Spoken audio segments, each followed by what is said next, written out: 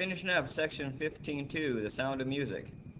Want to talk about identifying the parts of the ear and the functions of each, define timbre and beats, and talk about harmonics and their origins. Here's your bell ringer. Speed of sound is 343 meters per second. What would be the lowest resonant frequency if it's a closed pipe? So pause the video and try this. You can turn it on to see the answer. Well, if it's a closed pipe, I know that the lowest resonant frequency occurs where the length is equal to 1/4 of a wavelength. I know the pipe is 0.85 meters long, so that equals wavelength over 4. So the wavelength would simply be 0.85 times 4. And you end up getting 3.4 meters. That would be the wavelength.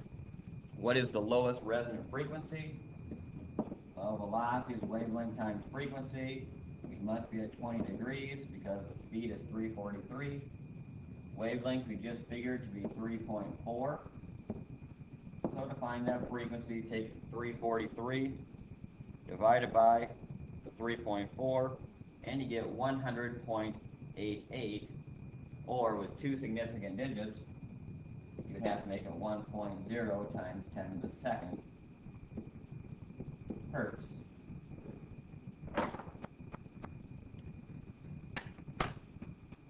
Lowest resonant frequency. All right. Detection of sound. We know that the humans use the ear as a way to detect sound. So we want to talk about the different parts. And we also know in health class you've done the different parts of the ear, so hopefully this is review.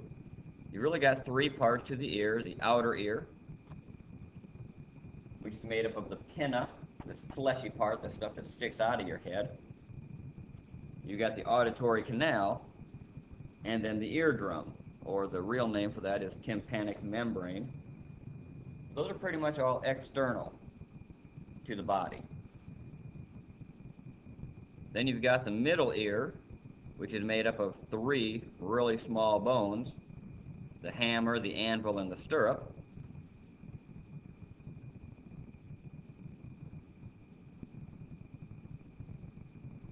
And then you have the inner ear,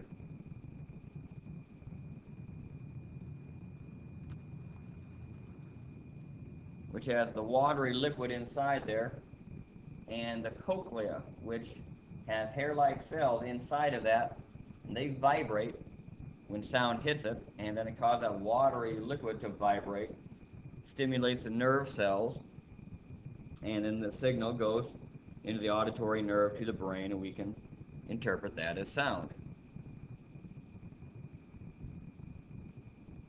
Most people are able to hear sound between 20 and 20,000 hertz.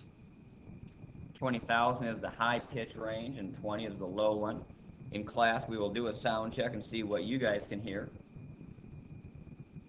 And long exposure to sounds over 100 decibels is damaging. And we had in our chart, you know, what 100 decibels is. The sad thing is 100 decibels isn't that loud. You know, just a fire engine siren. If you're at a concert, you can be at 110 decibels, and typically long exposure to that stuff will damage your sound. Curious to see what the earbuds are going to do to your hearing. In this day and age, everybody puts that in their ears, so we'll see what happens. As you get older, you start losing the top end of your hearing. So my hearing, I probably cut out at around 16 or 17,000 hertz, and I didn't go to a whole lot of concerts, so we'll see what happens to the rest of us. This is what the ear looks like.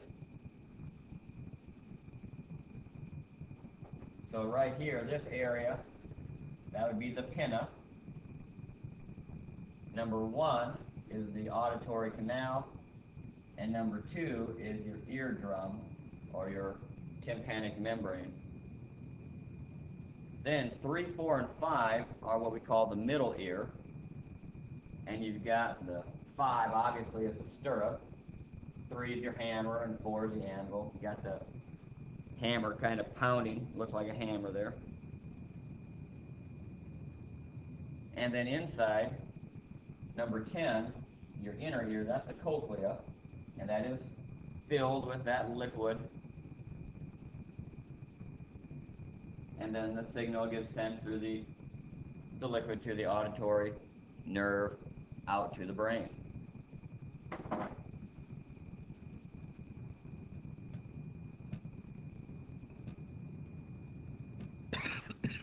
Excuse me. Quality of sound. Usually when you hear the word quality, you think good. In terms of sound, quality really means when you have the same frequency producing different sounds. We say they have different qualities or timbre.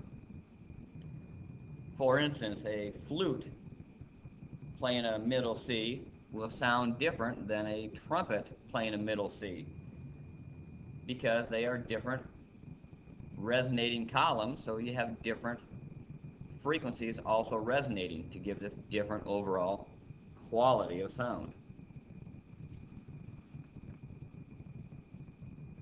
Beats are 2 notes that have different frequencies.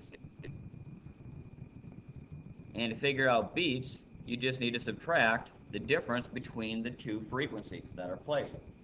So if somebody is playing a note at 340 hertz and somebody else at 342 hertz, you would have 2 beats. If somebody was playing 345 and somebody else 340, you would hear 5 beats. And the human ear typically can detect up to 7 beat frequencies. So if somebody was playing 340 and the other 349, we wouldn't hear 7 beats, 7 oscillations. A beat's kind of like a wow, wow, wow, wow, wow, wow, just an oscillation in pitch. It would just sound bad. So this is kind of what your band instructor is listening for when you're trying to tune. If you're off, you hear that little oscillation of sound, and when you get at the same frequency, all of a sudden just a single pure tone. Sometimes you can have differing frequencies that sound good together, and sometimes you have them that sound bad together. Dissonance would be differing frequencies that are unpleasant. We would just say you're out of pitch.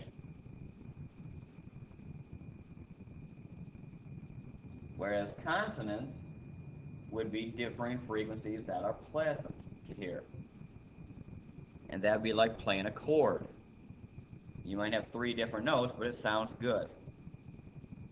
And typically these frequencies differ by small whole number ratios.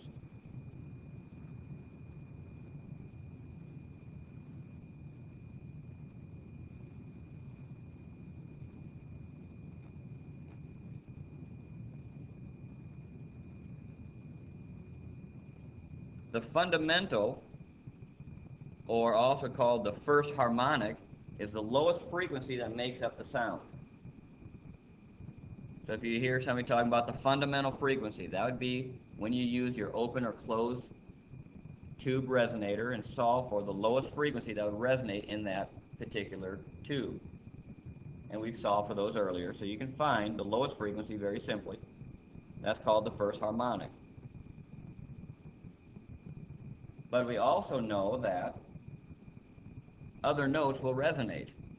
For a closed tube, it starts at wavelength over 4, and every half a wavelength above that in length, some other note will resonate.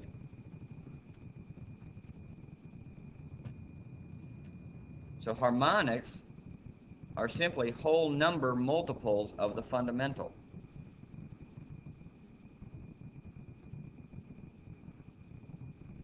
So once you find the lowest frequency that resonates, if you want to find the second harmonic, if it's an open pipe resonator, all you have to do is double it for the second harmonic. The third harmonic would be 3 times the fundamental. The fourth harmonic, 4 times the fundamental.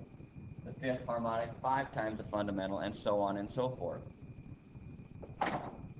If you have a closed pipe,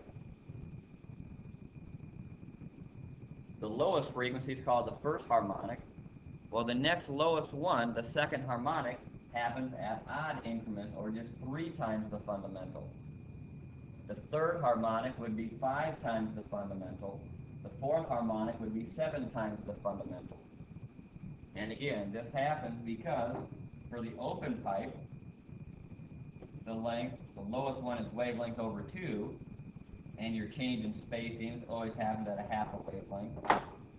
For the closed pipe, the lowest one is at wavelength over 4. But again, the change in length of the resonant spacing still is wavelength over 2. And because of these differences right here, the resonance will either be open for open, whole number for multiples, for closed pipe only the odd ones. And you could actually just try that if you want to check. Pick a frequency for the lowest, maybe 100, and solve for the length of your pipe. That would give you that. So once you know the length of the pipe, and then just solve for the second, third, and fourth, and it should be these multiples.